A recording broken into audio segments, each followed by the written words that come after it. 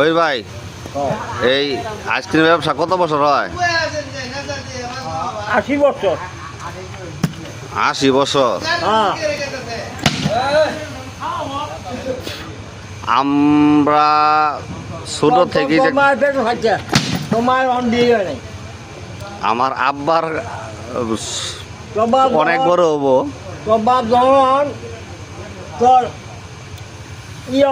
শিবজি ডাক্তারি করে ওখান না গেছে, ওর আগে না গেছে। আর ছেলে মেয়ে কইজন জানি ফরিদ ভাই? আমার মায়ের মেয়ে হলো 6টা, ওরা 3টে।